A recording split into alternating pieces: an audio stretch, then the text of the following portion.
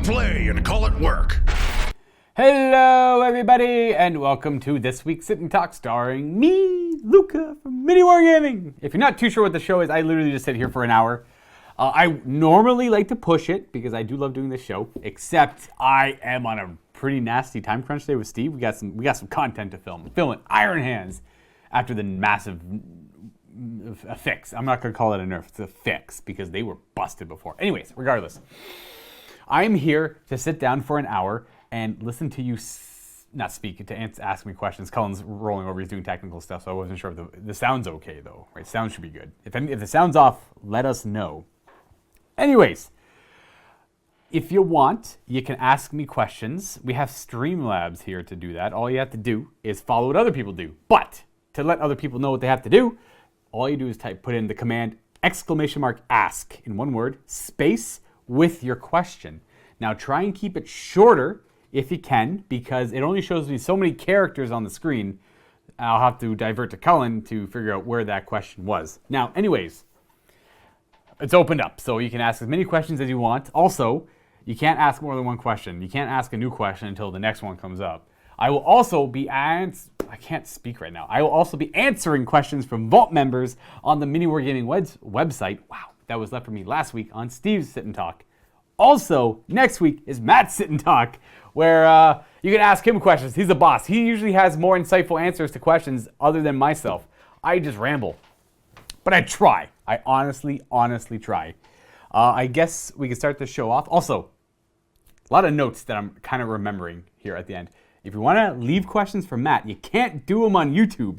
Those comments are going to be disabled for that one specific reason. Matt is only going to look at the questions you leave him on the Mini Wargaming website, such as, when you go to the website, watch the video that is also, linked to YouTube, but leave the comments there. They'll be disabled elsewhere. He will not be looking anywhere else for those questions. MiniWargaming.com, Sit and Talk, my Sit and Talk, leave the questions at Matt there. Let's do this. Malicious gave us 500 bits. Thank you, Malicious, and awesome. Thank you for anyone who supports us doing the live streaming stuff too. I know we only really do the Sit and Talk for now. Until things cool down here, we're super busy all the time. There'll be room for more. Yeah, right. The Cullen gives the quotes until things calm down. They literally haven't, or do they ever? Usually this is our quiet time, right? But now it's just go. We got so much going on. You know what I blame? I blame Games Workshop. There's actually a nice little wall. The reason I'm playing Iron Hands is because they haven't thrown 82 books at us in a month, which is amazing. And by 82 books, I mean all the constant AOS releases, the new specialty games coming out, the new Psychic Awakenings coming out. Man, I mean, we're getting pretty close to Saga of the Beast, so our grace period is almost over. It's coming up. Gotta start doing some of that with that, which is fine because I love the Space Wolves. So I am more than happy to cover Space Wolves. In fact, I've been wanting to play Space Wolves for a long time, but they've been pushed back, mostly because Saga of the Beast was rumored to come out at some point. And I figured this was maybe a month ago. No, it's coming out, I don't know when, next couple weeks or something like that. Anyways, I'm going to go and answer a question from a Vault member first, and that is going to be the Danish Viking Alex, 9 hours ago, at Luka. Now that you guys are playing more against one another, I have a birthday wish. Well, happy birthday, the Danish Viking Alex, belated or not. Mortarion versus Magnus, please. Luka versus Vito. I have wanted to see that battle for years. Well, I gotta say, I feel like I've done this one a lot. Or maybe I haven't. I've played a lot of games against Magnus. I played a lot of games with Mortarion. In fact, I remember that, here's an example. This is when the Death Guard had first come out. Obviously, very exciting time for any Chaos players. Death Guard was an awesome release, awesome models. Mortarion was released, huge Demon Prince Primarch, beautiful model. So naturally, everyone and their mom was using this model in their gameplay. I think I didn't even use him that much. I used him, I remember specifically playing one game against my friend Jason. He brought his Nurgle Demons. I brought Ultramarines with Gilliman because he had Scabitherix, the big Forge-World guy, and at the time wasn't really aware of how powerful Gilliman was. Gilliman at the time was 250 points. Did you crack your back? Was that the chair? Okay, Cullen cracked the chair a little bit and scared himself. Anyways, I had Gilliman versus Scabitherix here, and Gillen was like 250 points to this guy's 777, and then they were kind of evenly matched to kind of show you the power there. So I then I think before that I played one game as Mortarion and the Death Guard, and then I played one more game as Mortarion and the Death Guard like a week or two later, and then I just got harassed for all I do is bring Primarchs to games and I have no imagination. So I said, you know what, fine, I will never bring Mortarion again, and this is your fault, commenters, you got me. I also was more interested in bringing Death Guard Terminators, just because Mortarion costs so many points. We only usually played 2,000 point games. I'd only really have 1,500 points to play with, so I wasn't able to make the kind of list I wanted to make with Mortarion in him. I mostly just brought him because he was a cool model, and he had like no synergy with the Death Guard. His Warlord trait, Arc Contaminator, was great, and he reduced the toughness of enemies, but I mean, all in all, okay, Kellen's writing me a note. I get very easily distracted. Josh wants Wood Elves. Make that as a note at some point. Okay, so Josh still wants those. Yeah, Josh wants to buy Wood Elves. I'll after my story time, I'll let you know about the Wood Elves that Josh wants, if you have any Wood Elves. Anyways, Mortarion is a great single model, works on his own. He works very well back when you could do, I think you still do because they have Heretic Astartes as a keyword. Anyways, when you're running Magnus and Mortarion together, Magnus would just warp time Mortarion. Anyways, yes, I'll do that. You know what? Next time I'm with Vito, we'll pull that off. We'll do that because that actually does sound kind of like a fun idea. Now, granted, we know Magnus, one-on-one, Magnus usually beats Mortarion because of Death Hex. That's usually the main reason. Mortarion or Magnus easily is able to turn off Magnus is easily able to turn off Mortarion's 4-up invulnerable save, whereas Mortarion has to get through Magnus's potential 3-up invulnerable save, which is not so great. And you know, Mortarion can use the 18 attack variant to get through that, which does help quite a bit, especially with Blades of Putrefaction up. That is probably the only way to really get through it, ish. Anyways, I digress. Any plans to make a new season of Yagvir and Tor? I mean, in the future, yes. It was like a weird mix of, if you're not familiar with what Yagvir and Tor was, it was an Age of Sigmar campaign that Steve and I played in, GM'd by Matt, where we both played individual characters. It was like a 2-player 4th edition Dungeons and Dragons campaign using the Age of Sigmar rules, if that makes any sense. It was a weird combination of those systems. It was incredibly fun, though. I never played too much 4th edition D&D myself, but I say that because we had access to these cards. Everything was magical. I remember I was playing like a barbarian-esque character, Yagvir, and he had all these capabilities of charging, raging, AoE attacking, and all this kind of cool stuff. Whereas Steve was Tor, like a shadow elf, who was very elusive and could get around the table very quickly. And that was a super fun campaign, and a lot of people liked it. When we have time, we'll do it again in the future. Hope you are well. Thank you. I hope you're well. I hope you're doing well. Hope you're good. Hope today was a good day. And happy wargaming. Thank you. Thank you. Streamlabs, chatbot. Bam. All right. You know what? We're going to go with the first question from You're Bad at Video Games. I got it. I was going to call you bad at video, but I realized what it is. You're bad at video games. All right.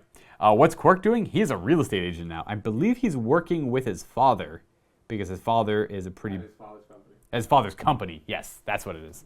He works for his father's company selling real estate, property. That's what he's doing now. He's actually been doing that for like, what, a couple months now? Well, like, he's been doing it for a bit before that, but then he just got his license like in the last couple of months. So that's what he's up to right now. The next question is The Darkest Dig. Are you excited for the last series of Sisters releases? For the last series of them?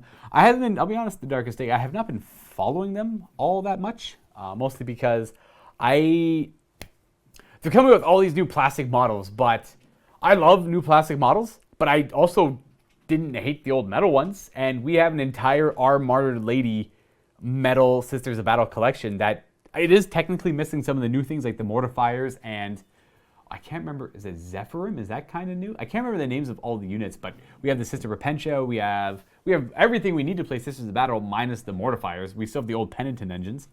Could play those as mortifiers if we really wanted to, I think, but I play them as Penitent engines anyways. We have the Exorcist. We don't have the new Exorcist or the new Immolators that have heavy bolters on them, but I don't know, the old stuff's kind of cool. We just don't have any of the new stuff painted up. The problem is, I wonder if it would look weird if I was mixing old models and new models. The new plastic versus the old metal, because to get the same size collection in plastic minis compared to the old metal ones would be incredibly expensive. Because I think we have about 7,500 points of sisters, maybe 8,000 points of sisters. So to get that in Our Martyr Lady, that's, I don't know. I really like the old models too. Kind of like, in a way, a little vintage, right? Kind of like that. I mean, Cullen knows exactly what I'm talking about. Cullen loves, you like the old metal models, like for your Skaven. Like if you're playing new Skaven or old Skaven, you prefer the old goofy models. Sometimes, only sometimes. Most of the special characters. Okay. Not so much the rank and file. Oh, so just the character specifically. Gotcha. Okay, I understand. But yeah, like the new stuff is super cool and all, and I'm happy for anyone who's getting their hands on this new stuff, and mostly because it was really hard to get your hands on the old sister stuff. We just have a whole bunch of them already, so it hasn't been a big priority, and I've been focusing, I don't even know on what. Like, man, what have I been doing? So much random. Blood Bowl! Yes. I have been living the dream of Blood Bowl. So Matthew made the critical mistake. In fact, I was disappointed with him because he had said, yes, let's do it. Let's do Blood Bowl. This is like a month ago. Why would you tell me we're going to do a League of Blood Bowl a month before we're doing it? Why can't you tell me like a week beforehand? I love Blood Bowl. Me and my friends love Blood Bowl. We're like crazy into it right now. It just kind of came out of nowhere. It was one of those, hey, you guys want to play Blood Bowl again? And if people were like, sure. Before, when my friends got into it, they didn't really comprehend it. And they didn't really like it. But now everyone's kind of getting it. Everyone's understanding the consequences to moves and how to play the game properly. So we're getting some pretty intense Blood Bowl games. And it's just, man, it's awesome. It's awesome. I hope you guys are excited because I am excited. I'm playing Chaos. I'm playing the Chaos, I think we call it Chaos Chosen now. The Chaos, 4 Chaos Warriors and Beastmen and all that stuff. You can take a Minotaur if you want to. That is what I'll be playing in the Mini Wargaming League. But if you're curious what I'm playing at home in my friend's Prison Rule League, I'm playing Dark Elves. And yeah, the league is called Prison Rules for a lot of reasons. If you're curious, ask the question. But if not, then I won't waste any more time on that. Next question is by Indefinite Chris. I'm pretty sure that's right. Indefiant Chris. Probably Indefinite Chris, though. Anyways, what are some characters that you feel are too weak on tabletop compared to how they are in the lore? Ooh, that is an excellent question, actually. Ooh.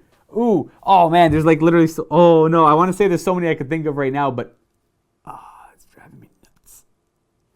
Like, I feel that Abaddon in 30K is pretty pathetic. They really uptalk his capabilities on the battlefield, but any sergeant with a power fist will instantly kill him in one hit. And all Abaddon has is a 4-up invulnerable save against that. So that is a gross misrepresentation of the first captain of the Luna Wolves or the Sons of Horus, Now, Abaddon the Despoiler in 40K, I've not played against him in a while. I know he's durable. He takes half damage.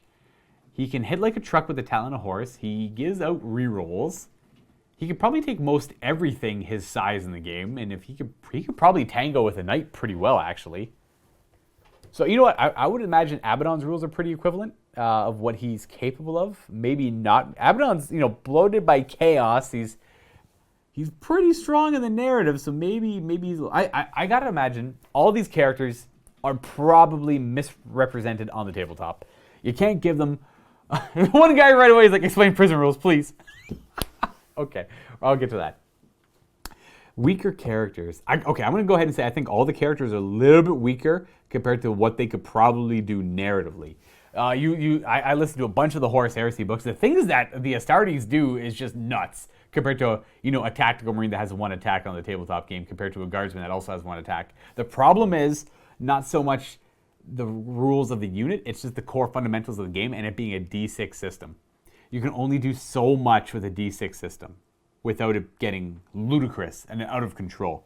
If the game used the whole array of dice, then yeah, you could do something like Space Marines have like 2 attacks each, and well, I mean they do have 2 attacks if they charge, but regardless, I feel like Gazghul's definitely underrepresented on the tabletop.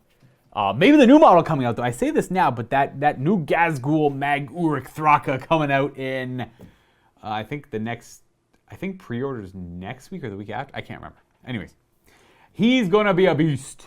He is. I hope he is at least. Obviously, Guilliman is super powerful too. The problem is when you factor in their points, their rules are pretty cool. Guilliman can take out some pretty big things, and he's pretty hard to take off the table.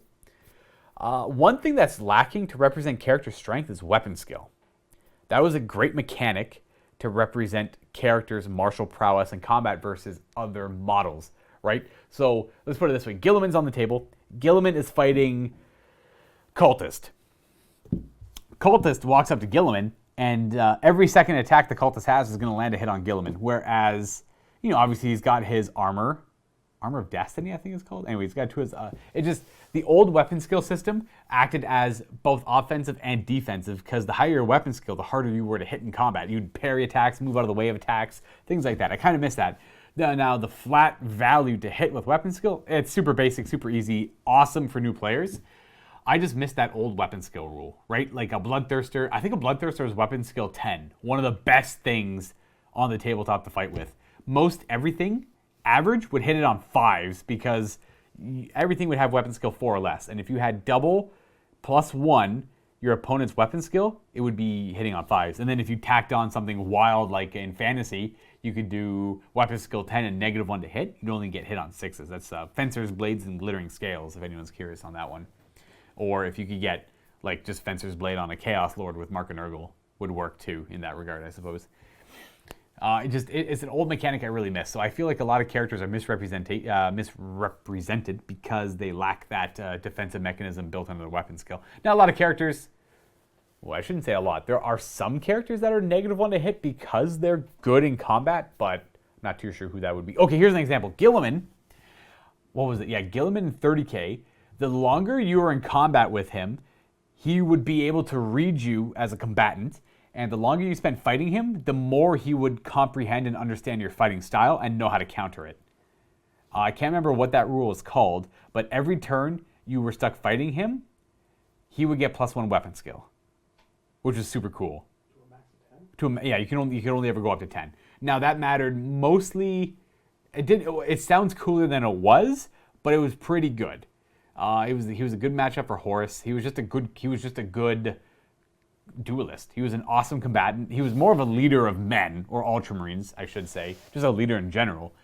Diplomat, all that stuff. But he was like, I'm not going to call him a Mary Sue. Horus was the Mary Sue, right? But Gilliman was your statesman. He was your kind of good at everything. He was great at combat. He was like imagine your Roman general statesman. Bam, you got Robood Gilliman right there.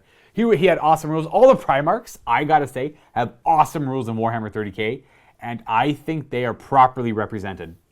There's a time where I had Lorgar, the Primarch of the Wordbearers, toe-to-toe with a Warlord Titan, and that Warlord Titan shot his Sun Fury Plasma Annihilator in Lorgar's face, and he lived. I'm like, that is awesome. That was super cool. It's just the Primarchs are well represented. They're super hard to kill because of their built-in rules. They're not monstrous creatures, but they act very similar to monstrous creatures. The fact that they're not monstrous creatures means they can join units of their honor guard and makes them even more durable.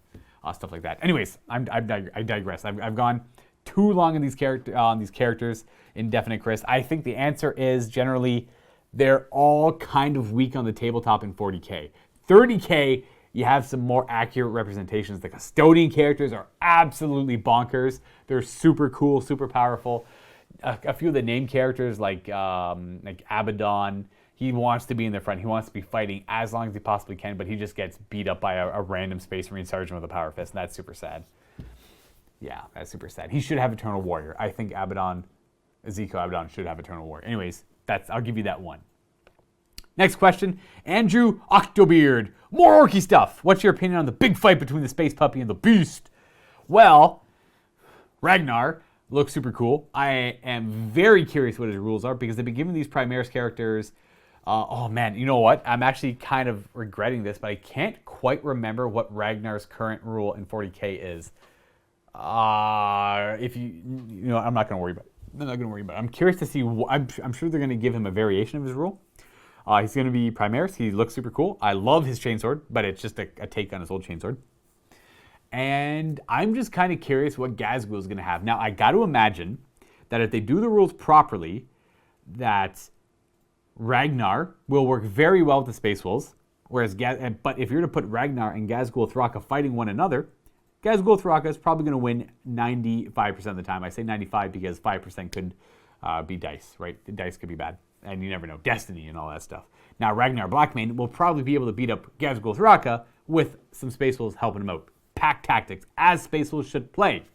The lone wolf is a thing for Space Wolves, but they rely on their units and pack tactics. And now that's not, you can utilize that in 40k, but it's better represented in 30k. You see where I'm leaning here. Space Wolves just have awesome rules in 30k as well. They get, if you charge a unit with a unit of your Space Wolves, and it's been a while since I played it, but and then another unit charges in. The unit that charged in, supporting another unit, gets additions to their weapon skill as their the pack tactics kick in. Then the other squad can fall back from the combat and then go back in. And it's all about like fighting until you're exhausted, leaving, and then having another. It's kind of like what wolves do to hunt prey. Like they chase their prey until they're tired, and then the next wolf will jump in and start chasing it, and they just keep doing that until the prey is exhausted, and it's awesome. Anyways, I'm pretty sure Gazgul Thraka would be able to beat up Ragnar Blackmane on a one-on-one fight, no problem, but that's not how Space Marines fight. Space Marines work in units, and they have unit tactics, and they have their doctrines, and they have a very disciplined way of fighting. Now, obviously, when it comes to Space Wolves, they do like to seek their sagas, right? They like to make these big names for themselves. So maybe I could be wrong there, and it could be Ragnar being like way over the top, super powerful character. The next one is you're bad at video games. How's the bookings for the bunker going? I actually don't know. Josh would know more about that than I would. We have people coming in for the the deeply immersive narrative campaigns that Dave's been hosting every now and then, and people have been coming by to hang out and do role playing games and stuff like that. But obviously we're not taking guests, but we still have a bunch of people coming by for various things nearby. So it's working. I guess we had a little bit more before, but even sometimes the guests that would come by would just stay at Niagara Falls because they'd be coming with their significant other who wanted to stay in the falls instead. So I mean that would make sense. Next question is going to be from a Vault member, or at least on the website. I am simple. All right. At Luka, we all know Petrifax Elite are a bit ridiculous about now. So saying this as a Bone Reapers player, but what is your take on the Boulderhead Maw Tribe? I think that they're the most broken thing in Age of Sigmar right now. I've had 1,200 points of my Stormcast Eternals killed. Turn 1/2, like the top, like pretty much the ogres go and table them multiple times against them. Just can't see how they can be beaten due to multiple Stonehorns. That can use command points for top bracket. Every mount gets a trait, and using the Earl Bad Battalion, they can be extremely low on drops. Right, they can be extremely low on drops. Okay. Now, I'm going to look up the Boulderhead. I brought the book. I noticed this question earlier, and I just wanted to confirm that the Boulderhead is the monster one. The Twitch ones? The Streamlabs? Yeah. Okay. Yeah. That's fine. Will Ragnar have psychic abilities? Ooh, I didn't even consider that. Probably not. But Earlbad. I'm going to go to Earlbad, and I'm going to go to this battalion, because I'm pretty sure I know exactly what you're talking about. But I just wanted to make sure. In fact, Yorlbad? Was it Eurobad or Yorlbad? Eurobad. You're getting beat by Eurobad. Okay. Huskard on Stonehorn. Yeah, this is exactly what I thought it was. This is brutal, guys. Now, the problem is, this is like the old not Beast of Chaos, what are they called? Beast Claw Raiders. That's what it is. These are like the old Beast Claw Raiders, and we're talking about the Boulderhead, eh? Yeah, the Boulderhead are the monsters. Yeah, that's what I thought. Yeah.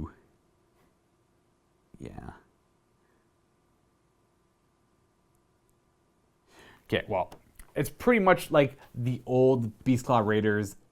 Table you turn 1, you can't do anything about it. Good luck. Oh, if you deploy at the very back of your line so I can't charge you turn 1, I'm going to make you go first because I only have like 1 or 2 drops and I get to dictate who goes first. So you're going to waste your first turn of the game. I don't know what to tell you. It's kitted out to beat units on armies like the Stormcast Eternals. Now, if you're playing an army with MSU all over the board, that's how you beat them. Well, actually, that's not necessarily... Yeah, it can still work. You want lots of units of 10 models all over the board. You don't fight them, and... This is my least favorite thing. Because you don't fight them, you're not really playing the game. You're just trying to grab the objectives. This is not a list that you want to go toe-to-toe with unless you're playing something really, really tough and top-notch. Now, even the Petrifax Elite will struggle against this a little bit because of all of the Stonehorn impact hits and the more wounds they deal. I believe the way it works is you roll a d6 1d6 equal to your charge roll. So say you roll a 7 on your charge, you roll 7 dice. For every 4 up is a mortal wound. So you can really spike your mortal wounds crazy high on them. And that is not great. I mean, it used to be just d6 mortal wounds, and they really amped it up. I've not beat this list, but I've only played it once, I think, and I lost to it. Actually, no, it was a pretty good game. It was pretty close. You just want to have a lot of units. That way, these giant monsters are only killing a couple units a turn. Now, I know that they count as 10 models when they hold these objectives. You just have to have more.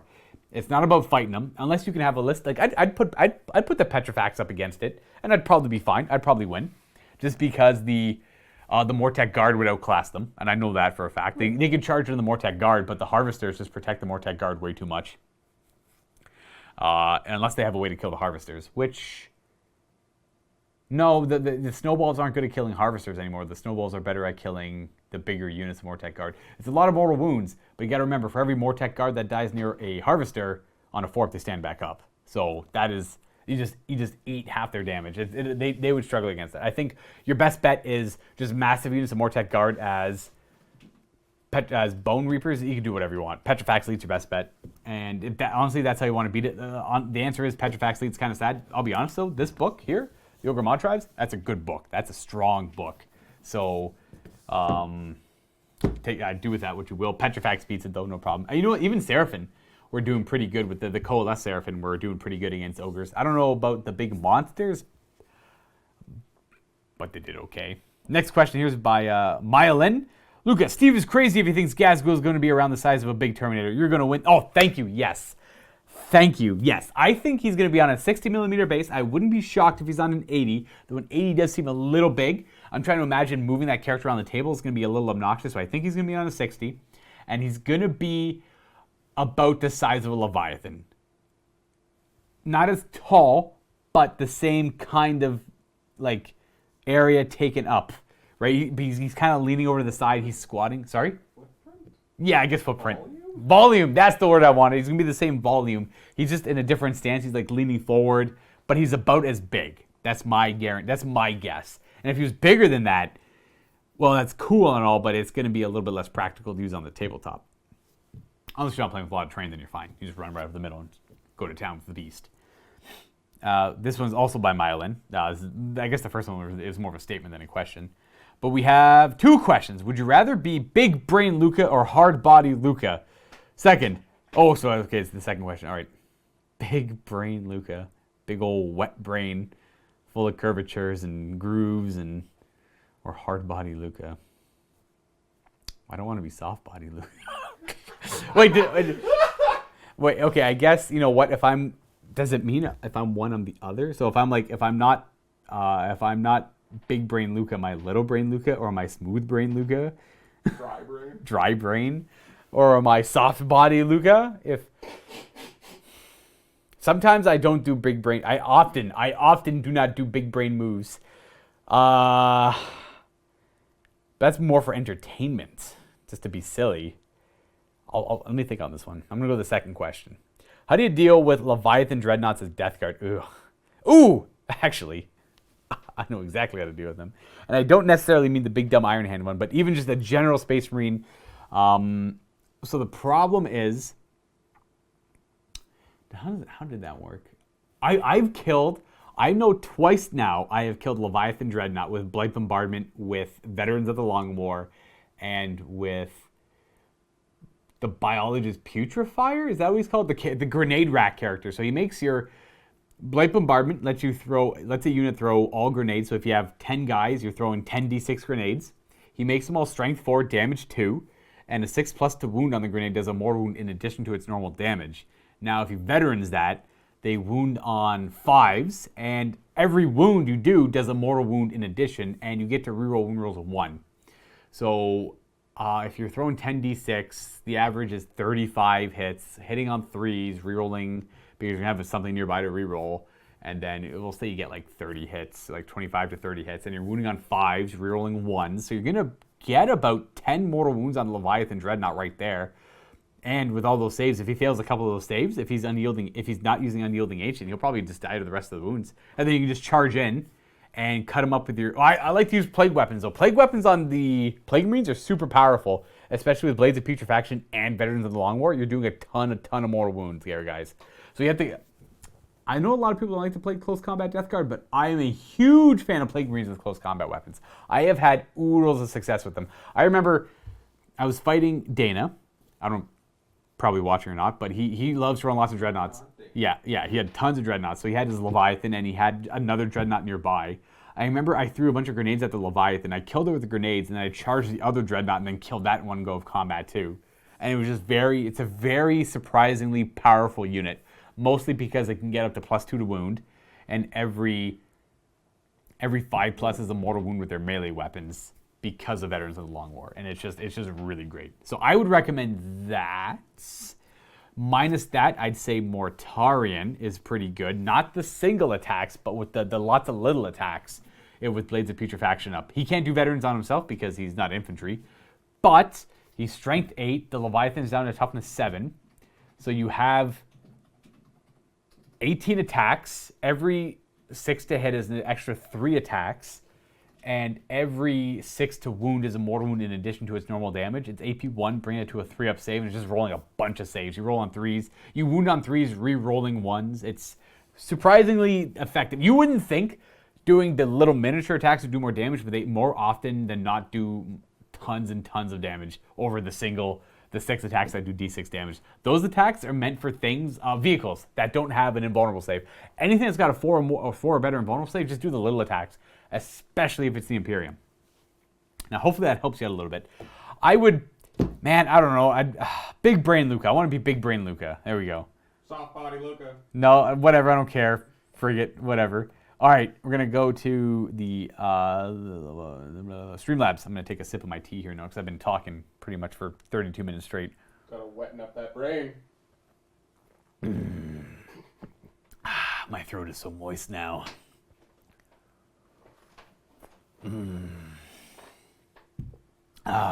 Wonderful. Okay, so this is Malicious 91. Do you play? I'm going to clear this so you can answer this question. Do you play Blood Bowl, Malicious 91? And if you do play Blood Bowl, do you have any rules in there that you don't necessarily use because you don't like them, such as like whatever, like maybe you don't like fouling as much, or maybe you don't like some of the extra rules, and I don't know, or do you just play it right out of the book and whatever goes? Because that's pretty much what Prison Rules is. So it's a grand league. It started off with there's only 4 of us at first, just because look at us play Blood Bowl, and then a couple of people were like, "You guys are playing Blood Bowl again?" Yeah, we wouldn't mind trying it out. So they came in 2s. We do round robins. We play on PC. Yeah, we play on PC. We do in person every now and then, but those are just for fun pickup games. We do PC because one of our friends is in Japan, and he's like the biggest guy in it. He just absolutely wants to play, so we don't want to exclude him. And it's I actually kind of like the PC game too. I know the rules of like the board game Blood Bowl too, the tabletop game. That helps me appreciate the PC game a lot more, and it helps me comprehend everything. But I love Jim and Bob. I can't lie, I love everything about Jim and Bob. I love the goofy little animations. I like the cheerleaders. I love everything about the PC game. It's awesome. Anyways, with Prison Rules, we do a round robin. We do 2 round robins and then a championship league. We all start with a team. Imagine this was fresh. There's 12 of us now. So it's a 12-player round robin. It's 24 games before we get to the championship league. The championship league is single elimination to the top. There's only the top 8 players of the 12 are allowed to play in the league. And then whoever wins the championship league gets to retire that winning team and put it into the retirement bracket. And then when every player has at least one championship team, and I understand it's going to take forever because some of us are bad at the game, then we will then play a championship league where we'll either do best of 3 series or do the double round robin again for that. And then that one will probably end up doing, I don't know, people say they want to put money on that one, actually put money on the games, because this is also something that's probably never going to happen, mind you, because we're on the 5th season right now. We've been playing a lot of Blood Bowl. And on the 5th season, the guy in Japan has 2 championship teams. He's got a Norska championship team, which is brutal strong right now. And the other one I can't remember what it was because that was season 2, and it's not coming back to me. And then my one friend Jason's got a champ. Corporal Harris. Yeah, he's got his championship team as Chaos Dwarfs in season 1, I think. And then the other guy named Shane, he lives up in Thunder Bay. That's another reason we do it online because Thunder Bay is super far away. He has halflings as his champ. He made it to the championships as halflings, and he took first place. So those are all retired. Now, if you have more than one championship team, you can pick either one to play as. The whole idea of prison rules is once you play a whole season, and if you don't win, you can take your team if you like it, and then start with that team at its current team value in the next season. And then you're playing, like my Dark Elves right now are at 1,800. So if I don't win this season, we're halfway through the second round robin before we do the single elimination league. I could play with this 1,800 team in a new season with other teams that are up there if they want to bring them back, or fresh teams at 1,000 value. And it's stuff like you're not allowed. You can concede if you want to, but the game is punishing for concedes enough, and you lose 2 league points whenever you concede. So you get 3 for a win, 1 for a draw, 0 for a loss. The top 8 teams make it to the championship, and that's based on your league points. So if you concede a game, you lose 2. You pretty much lose a win almost. You lose a win and gain a draw, which sucks. You don't want to do that, especially if you want to try and get a team in the championship. So you have to take the beatings as they come. Everyone in there is all about just absolutely gang fouling, and just like the second it becomes opportune, just gang foul the crap out of something and just like make sure something dies. Like anyone out there who plays Blood Bowl will realize this is brutal. I'm playing Dark Elves. I have one Witch Elf who is an actual murderer. She's level 5 right now. She's got a strength up. She's strength 4. She's got block, which is a pretty good. She already got dodge built in, so she got block, dodge, strength up. She rolled doubles, got mighty blow, and she's got tackle as well. So she and Witch Elves have frenzy built in with jump up. And so she's strength 4, agility 4, block, dodge, jump up, mighty blow. It's really hard. It's like, and she's got plot armor to boot. So I'm overly aggressive with her sometimes, and she's only got armor 7, so she's very easy to take off the pitch. But there was one time Shane, the guy who's got the halfling team, I was already up 3 touchdowns because I had gotten a blitz and I got an easy touchdown off that. And I even got the blitz, and I ran on top of the square. He failed to get the player down. I just did a bunch of dodges and went for the touchdown. It was beautiful. Anyways, he was so done with trying to get touchdowns. He just let me get touchdowns. He didn't care. He just let me pick up the ball and get touchdowns. He was just giving me SPP. He wanted to kill my Witch Elf. He had the Witch Elf surrounded with like 7 or 8 players. In the end, he threw 16 block dice at her, didn't get a single defender down, and then he almost conceded. He was so mad. He almost conceded. Oh, she's got plot armor. She does go down every now and then, but when she does go down, I usually win off that because people lose it. The best part about this league, by the way, is that it really brings all my friends together. This Blood Bowl is this enigma. Everyone loves to watch it. So there's 12 people in the league. Anytime a league is up, we add everyone in Discord. You can live stream the games through Discord and jump on the channel and watch it there. About 10 to 12 of these, like almost every time, fill up. Like no matter what they're doing, they'll drop it and they'll come watch this Blood Bowl game. And it's just the second my Witch Elf goes down, everyone starts screaming, foul her, foul her, foul her. So they go way out of their way to go foul her. They'll get like a stun, or they'll roll like a 2 on the armor break and nothing will happen. Then I'll just get a free touchdown because they've allocated like 6 players to do this. Oh man. And then there's a couple other things too about the prison rules, but it's not too bad. It's just very cutthroat is what I'm trying to say. And it's hardened us. It's hardened us. Anyways, next question, Han Zolo. Any hiring happening up there at Mini Wargaming? I don't think so. I can't imagine. We've got the 2 editors. We got Cullen and Kevin. We got the 2 editors now, and that was our most recent hire to help with the incredible load that Cullen had to deal with. Oh boy, was Cullen a stressed out little sloth boy. Next question, Hack'em Slash. Will Ragnar have psychic abilities? I would doubt it. I'm going to say no, but I don't actually know. So, I'm sorry I can't help you, Hack'em Slash. All right, next one. We're going to go with the website on this one. At Luka. Hi. I was just wondering, after perhaps going over the new Seraphon, if you have any new opinions on them after playing some new games. I have played one new game against them, and I brought, mind you, it was Steve's suggestion that I play Bone Reapers, not Petrifax Elite. I didn't want to play Petrifax Elite, though I played a variant of them because I had Catacross on the table. Anyways, it was his idea to play Bone Reapers. I'm like, no, man, these guys aren't good enough. They cannot go toe-to-toe with Bone Reapers no matter what they do. Anyways, he's like, yeah, but think about it. He convinced me. He's pretty much like, a lot of people play Bone Reapers at your local game store, so let's put Seraphon up against them to show what they do. I'll be honest, we had high expectations for the book, and we were very disappointed about it. Anyways, my opinion of Seraphon now is I played another game against them.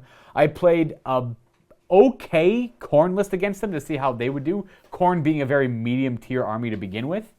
I'm not going to go into any spoilers, but obviously they did better than they did against the Bone Reapers. They did a lot better than they did against the Bone Reapers. It was much more of a game. I'm still, the thing, I've gotten some comments from people, emails from people saying, but have you considered this or have you considered that? The only two things I've considered that are kind of cool, but are still a pretty big hit from what they used to be, well, only one of them is Salamanders are legit better. We don't have any Salamanders, though, so Steve can't try them out, unfortunately. We have Razordons. Razordons are better, that's for sure. They automatically stand and shoot now. Salamanders are, I think before it was a 4-up, so that's a good change on them. Salamanders are just strictly better, which is great. Sorry? What do they do? They shoot out gouts of flame. Wasn't it Mortal Wound before? Right. I think it was they had 4 attacks that did D3. I can't remember. I'm gonna butcher the rule. They pretty much went from D3 damage to D6 damage now. Cool. Yeah. And I think they got a little bit better stats wise too. Again, we never had Salamanders before. Never dealt with them, so I've never really needed to compare them to anything. Now, Bastiladons. I want to talk about Bastiladons because there's a unique rule interaction that a lot of you probably aren't aware of. And this is probably intentional, but if it gets fixed, then obviously it won't be. Bastiladons have a 1-up armor save right now, which is awesome. Sure, that's super cool. Well, not armor save. They just have a 1-up save. There's no armor or invulnerable saves in Age of Sigmar. But if you... Okay, essentially, the only ones that fail are natural rolls of 1. Unmodified rolls of 1 always fail a saving throw. Now, what that means is modified save rolls of 1 can still succeed. Now, you're probably thinking, what does that mean? Well, you can never modify a die roll below a 1. An example would be, I have rend 5 on an attack. You roll a d6, you have to lower that roll by 5 to a minimum of 1. It can never go lower, or to a maximum of 1, I guess. It can never go lower than a 1. So say I roll a 6, I'm rend 5, that 6 becomes a 1. But that's a modified 1, and that doesn't always fail. Bastiladons have a 1-up armor save, so if they currently have 0 wounds allocated to them, they have a 2+ invulnerable save. Yes, they do. They have a 2+ invulnerable save, but the second they take 3 wounds, they lose it. Because then their save goes to a 2. Sorry? For the turn, or is that their bracket? That's their bracket. Okay. Yeah.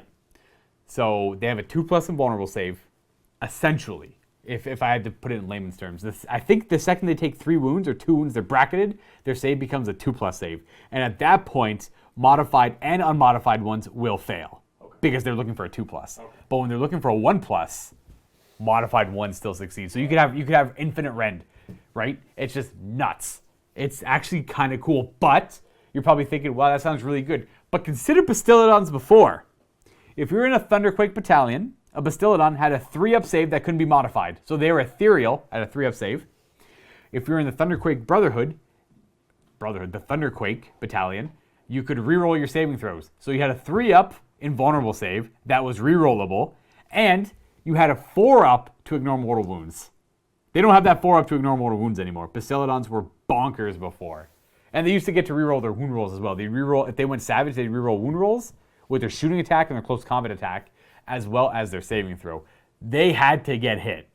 I'm kind of happy with what Games Workshop did in the rules there. It's a pretty big hit on the Bastiladon, but it's a cool rule. It's a weird interaction with the core rules of the game. Albeit, I don't know if that was intended, but if it was, I like that move. Now, my opinion on Seraphon is mediocrity at its finest. It went from one of the more powerful books to being meh tier. It can win. You know what? They're great at beating the Iron Jaws or Auric War tribes. They're great at beating Ogre Maw tribes because The Coalesce pretty much ignore the War Chanter, and the Coalesce pretty much are a great counter to Ogres. The Seraphon lack Rend. They have either Rend 1 or no Rend. It's very rare for them to even have Rend 2. So when they go up against the Ogres, who already have a bad save, then they're just walking all over them. They're having the damage on the Ogre attacks, and they're going through them en masse. Whereas if they're fighting something like Iron Jaws, they're going to have a hard time getting through their 4-up save across the board because they lack Rend in general. I can't imagine they'd have any good time fighting a Maw Crusher, which I've got a 3-up save, which can get to a 2-up. No, maybe not, but he can reroll his 1s through Impervious or Perfect, the defense command trait. Anyways, that is what the Seraphon, the Coalesce specialize in. Now the Starborn, I think that they just took a pretty big hit in general. I'll be honest, guys, I still kind of stand by what I said, but you can have a lot of fun playing the Stegodon list, which would be pretty good. The Thunder Lizards. You can still run a pretty good Seraphon Saurus Warrior cohort, like big bricks of Saurus Warriors still hit pretty hard. Saurus Guard are a little overpriced for what they do, especially if you like in that game, I ran one battalion that ignored Rend 1, and that really crippled the Saurus Guard. Like, you're paying a lot of points for that Rend 1, which is a rare commodity in the Seraphon book, and just to ignore it really hinders that unit. But also, next part of the question, if you have done so already, any final thoughts on the effectiveness of the wonderful new terrain piece they got? Okay, so in the review, Steve and I had briefly read the terrain piece and what its ability was. Now, granted, it was great right away. We've realized it's not so good. And I don't want to hamper on the Seraphon anymore, but I feel like I should be honest. The way the terrain piece works. So this is the order of operations for setting up a game in Age of Sigmar. You do whatever means you want to figure out your scenario. You put the objectives on the table where they belong before you set up any terrain, because you can't have objectives on terrain. They have to be away from terrain. Now, the next thing you do is you take your Seraphon piece of terrain. This has to go down now. It goes down, I think it's more than 6 away from any of the objectives, and it has to go down before any other terrain pieces are set up. And that means other terrain features are going to have to be set up separate from it and away from it. That's fine. That part doesn't matter. Now, you do know where the territories will be when you set up this terrain feature. So you have 2 options. You either gamble where it's going to go. You put it right in the middle of a territory, and you just hope you win that roll-off and you get to choose that territory, because you can still lose that roll-off and your opponent can say, well, you don't get your terrain feature for this game. I'm going to put it in my territory. Or you can put it right in the middle where it won't be effective right away and it might be effective later on. But here's the kicker. The only way it works is if you garrison it with a Slann or a Skink Priest, I believe. The way garrisoning works, you end a certain move within a certain range and you go inside of the terrain feature. Now, you pretty much, that terrain feature becomes your model. So if you want to attack anything or use spells, you just measure from the terrain feature, which is awesome because it's kind of big-ish. Now, if you want to get attacked, all I have to do is charge that terrain feature or shoot at that terrain feature. Well, maybe not shoot at it. Maybe they can't. I can't remember that. But all you have to do is charge it. And these characters inside of it are not durable. So the only way this is going to work is if it's in your territory for the most part. You can't garrison it unless it's completely in your deployment area when you go to garrison it. So you have to make sure you deploy it there. And you can put it in your territory, but you want to make sure you put it where you can deploy in your territory, because you can't always deploy completely in your territory. So it's super, super restrictive. But if you gamble and it works out, this thing can pump out a lot of mortal wounds, but it's only going to work literally 50% of the time, unless you want to put it in the middle where it'll work not that much. I'd recommend, I just say gamble every time. If you don't win the gamble, then at least think of it this way. The terrain feature will be taking up a pretty big chunk of your opponent's deployment area, and they won't be able to deploy there. There's that. There's that, right? So small victories. It's. I think it took a pretty big hit, but if you do get to utilize it, it can pump out a ton of mortal wounds every turn, which is awesome. All right, next question here. I got about 11 minutes left before I gotta get back to Steve. You're bad at video games. Love to see a mini wargaming tournament. All the employees in a round robin. I like to see the best, even though you guys play narrative a lot. Just once. Well, I mean, we do tend to play narratively a lot, but pretty much every single one of us is incredibly competitive. No one can say they're not. Dave probably plays the goofiest, but he's insanely competitive. Matt is very competitive. Steve, myself, and Vito are all pretty competitive. Honestly, the reason we play a lot of goofy, silly games is because we be at each other's throats. if we played nothing but competitive stuff all the time. Anarchy. Anarchy would ensue. Like, honestly. Degenerate. Degeneracy. Degeneracy. It would degenerate quickly into a pile of garbage. Now, we could probably pull this off once. This is something we could do maybe once in a while. I wouldn't mind actually doing something like this. We all build the list. Like, that's kind of what the Blood Bowl League is going to be. We're doing. It's going to be a round robin. Who's in that? Steve, Vito, myself, and Matt are doing Blood Bowl. So it's a 4-player round robin, I believe. Matt hasn't told me what the format he wants to do yet, as of yet. But I assume you mean for 40K or for Age of Sigmar. I'll be honest, I think currently, right now, I prefer the competitive nature of Age of Sigmar a little bit more because 40K, you can play competitive 40K.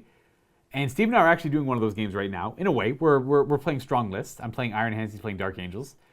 We have a ton of terrain on the board though. Like the board is littered with terrain to make it so we can only maybe shoot 1 or 2 units a turn, like right away until we move out. Because without that, then either one of us would have tabled the other player. Ish. Not tabled, but we would have hammered each other down. 2 things. 1, 100 more bits from malicious. Oh, thank you, Malicious. Say no, they probably can hear me. Oh. 100 more bits from Malicious. I guess that would have been weird if... Oh, thank you, Malicious. Cullen's whispering to me. Well, kind of. And then also, we probably don't actually have the models to optimize fully everybody. Like everyone's list for like tournament play? You might be right on that one, actually. It depends on what they'd want to play. It would be more of a... It would be... If we were to do a tournament, I would prefer it if it was all homebrewed lists that we ourselves thought up and wanted to play with, as opposed to just... The internet honestly ruins everything. In my opinion. Like, sure, it's great. But when it comes to, in my opinion, the internet ruined Magic the Gathering. The internet ruins competitive, any type of tabletop game. Just because no one's got any imagination, right? Well, like, long gone are the days of going to a Friday Night Magic draft where you don't honestly know what's in those packs, where you don't know exactly what the bomb cards are to draft. You open a pack. Nowadays, you open a pack, you know exactly what to take. If you don't take that, you're a moron. Right? Those days are gone. Long gone are the days of coming up with a creative list for Warhammer 40K.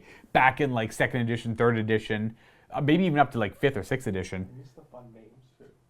The fun names? Oh, of like the weird like homebrew lists? Yeah, because they'd have, because now you have like, I'll use an old example, like Splinter Twin. Everyone played Splinter Twin until it got banned. Now everyone plays this deck until it gets banned, right? Well, but even the 40K lists I found used to have fun names, didn't right. Oh yeah, they'd have like weird, like Tau lists would have these weird kind of cool creative names. That's all gone. And honestly, that's no one's fault, because you could all say, "Oh, I never use the internet," but someone will, right? Someone's going to use the research that, and you know what? The people that come up with those lists, that you respect that. They put the time, they put the research, and they put the energy into practicing it. The problem is they put it up online for everyone to see. And sometimes they don't, but the list has to be registered somewhere, right? And then people will see that and be like, "Oh, what list won? Ooh, that." Maybe they'll get some insight into how, like, now granted, they might not know how that list was played, but a lot of the times in 40K 8th edition, you can kind of get an idea of how it plays. Now, the only ones that are exception to that, unless they're deeply explained, would be Genestealer Cult. Anytime Genestealer Cult took a big win or did very well at a tournament, it's really obscure and it's an incredibly hard army to play. So unless someone goes into a deep analysis of how it works, then it's still kind of a mystery. But I would, if we were to do a tournament in-house, I would love for it to be homebrewed. Maybe just not build it ourselves, but like we have a huge collection of stuff, and just make a cool list that you think is going to be strong, and then see where that goes, and then take the opinions, and then just ignore the opinions of the internet at that point. Because obviously, if I was to play my Iron Hand army, it's not the most optimized Iron Hand army. It's just what seemed thematic for Iron Hands at the time. So that's what Steve and I bought and built. Is it still good? Heck yeah, it's Iron Hands and Space Marines. Of course, it's still good. It's not the best Iron Hand list ever made, though. Okay, this one's oh wow, this one's back from 230. Andrew Octobeard. It's a little long. From 230? Yeah. Okay. Start it and I'll continue. So, Andrew Octobeard, have a really hard time with my STOD army. Wait. Slaves to Darkness. Slaves to Darkness. There we go. Okay. I'll be honest. Right away, if I get where this question's going, Slaves to Darkness are not strong. And I'm sorry. but they are cool. I absolutely love the Rampagers. The Ravagers? I think the Ravagers. Anyways, I'm really having a hard time with my Slaves of the Darkness army. 2 units of 5 Knights, 2 units of 10 Warriors. Oh, Be'lakor is good. And the Karadrak / Demon Horse Lord so far. The Stormcast just whooped my butt. Tzeentch. That's where it ends. Tzeentch is hard because the casting and the Night Haunt is just too many models. Any helping advice? Okay. So, how many points is this? This is probably 1,000 points of Slaves to Darkness, I'd guess. Something about Slaves to Darkness, something about 1,000 points. Nothing about 1,000 points. I'm guessing it's about that. So the problem here is, okay, Tzeentch, cross that off the list. You're not beating that. Tzeentch is just way over the top powerful right now. If I had like Tzeentch and Stormcast, not Bonecast Eternals. 890 or 980, sorry. Okay, so I was pretty close, yeah. So 5-minute warning. okay, 5-minute warning. So we have the Stormcast. Oh man, Osiarch Bone Reapers. We got the Disciples of Tzeentch. The Disciples of Tzeentch got insane buffs, even with the nerfs. They are super powerful still.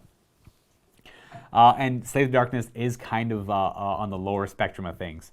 Now, Night Haunt, you say lots of models, so I'm assuming hordes of Grimghast Reapers or hordes of Chainrasp Horrors or Chainrasp Hordes. That's going to be hard to chew through because the Knights can have a good amount of rend. Be'lakor's got rend. The Demon Horse Lord, all that. They had that guy. What's it? The Karadrak Lord. I actually can't remember what his profile looks like off the top of my head. It's the new model they came out with. He's like riding a weird like demon lizard. Yeah. He's kind of cool. I'm not too sure what his profile is, but I imagine he's got rend too. So when a lot of your army has rend, Night Haunt's not a great matchup because you lose a lot of your value there. Night Haunt kind of struggle against things like ogres where they don't have a whole lot of rend. A lot of their power is built into other things that those do go through, which is multiple damage. Now, against Stormcast, I wonder. It's probably the Magic Chamber. A Sacrosanct, which is a really powerful chamber. 2 units of 5 Knights, 2 units of 10 Warriors. The Be'lakor can be so clutch if it works for you, though.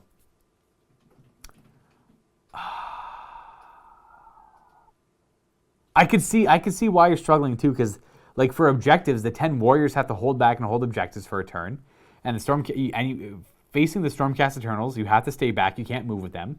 Because the Stormcast Eternals are just going to lightning strike onto your objectives if you leave them, so you can't have that happen. So you pretty much, they're dictating the fact that you don't get to use your warriors anymore. The Tzeentch are just going to rush up and summon demons on those objectives, so you have to keep your warriors back for them. And was it just Tzeentch and Stormcast? Was there any other armies that he was... Oh, Night Haunt. Oh, Night Haunt does the exact same thing as Stormcast Eternals. They're going to have a couple units in the underworld waiting to show up wherever, and those chaos... So you're honestly... Looking at this list, it looks like you're only playing with 2 squads of 5 Knights, Be'lakor, and the Demon Horse Lord, because the 10 Warriors are stuck in the back. And the 10 Warriors don't have the hitting power to justify leaving the Knights behind either. Yeah, he says, Be'lakor, help me out, and only game I won when Knights run out to grab objectives. Right. So I can probably already just imagine how every single one of those games go. It's your opponents getting to use everything, and you're playing with pretty much 200 less points because you can't afford to leave those objectives because they're just going to deep strike on them and be able to defend them because Chaos Warriors don't have any hitting power. It's just sad but true. I'm going to do a couple more questions like super quick. Yeah, it's like 1-2 minutes left, so just... I'm going to bomb through them. Close the queue and... Okay, I'm going to close the queue too. All right. Sorry guys, I am kind of stretched for time with Steve here. In regards to Unpainted Bretonnians, yeah. Have you seen any of the models from Fireforge games, in particular their Albion range, which has Mounted Knights and Pegasus Knights? Their medieval range also has good units for peasantry, for female dwarves. Yes, I have seen this before. In regards to Unpainted Bretonnians, that is for Steve, specifically. Sorry, what did he say about the dwarf lady? Oh, for female dwarves, check out atlantisminiatures.com, and then go to collections, go to the collections tab, and then go to dwarves. You want female dwarves? Cool. I'm doing Carrick Norn. Oh, cool. One of the first dwarven holds to have a queen. So I'm thinking of doing a queen as the thing. There should be a collections tab. Maybe. It's under collections dwarves. Yeah, there you go. Their sculpts are insanely good. I am very aware of Fireforge games, and so is Steve. I don't know why he wants specifically Games Workshop Bretonnians, though. That's Steve's thing. Yeah, I guess so. Yeah, that would be his thing. All right, next question is Crown Falcon. How can I speed paint 200 Bretonian peasants? Airbrush. Failing airbrush. Contrast paint. Honestly, contrast is perfect for the Bretonians too, because like the very like loud colors. They have like the reds, the blues, and like it's very Bretonia, right? So your contrasts are perfect for them. Contrast the flesh, contrast the clothes, color done. Or airbrush. You're right. That's your next best bet. Ooh, and then this is from You're Bad at Video Games, who's following up from his last question about the in-house tournament. How about a same versus same list? Like everyone just plays the exact same army? I don't even know if we'd have enough models for that. Mirror match. Like mirror, I guess we could like, what? We could mirror match Marines 100% because we have the Green Marines, which could just mirror match whatever chapter someone wants to play. They just become that chapter. Could maybe mirror match Eldar. Could mirror match Necrons. We could mirror match a lot of armies, I guess. But I think they're pretty controversial because you get the people who play those armies really love them, but right. the people who really don't care about them, right? That's the issue, right? Like I would love to play Necrons in a tournament, but I know Dave just would have zero interest in doing a mirror match with Necrons. Not to mention, in my opinion, a lot of armies are hard counters to themselves too, in a lot of regards. There a lot of times an army is designed with its own weaknesses in mind, and therefore it will have those strengths built into its army. It's odd, but sometimes often true. Not in all aspects, but generally is true there. But that is it. That is all I have time for, because I'm sure Steve is already waiting for me. We got to get back to our game, as it is pretty intense and very close. Now, again, I want to remind you a couple things here. Oh yeah, Josh is looking for wood elves. So if anyone has unpainted wood elves, hit him up at Josh at Mini. Or he wants painted specifically. I mean, unpainted, but if they are painted. I guess if it's cheap enough, paint it unpainted. But if they're painted well, Josh at miniwargaming.com is very interested in picking up square base specifically, not circles. He wants them for fantasy. He wants a guerrilla warfare army for fantasy. Also, Matt is next week. Leave him questions. If you're watching this video on YouTube, leave him questions on miniwargaming.com because the comments are going to be disabled. And if you are catching this live and you're going to be there next time, we'll just ask him questions next time. As always, guys, thanks for tuning in. Thank you for all the support. I love this show. I will literally do it all the time if I could. See you next time, or I'll see you in a month or so. Happy wargaming.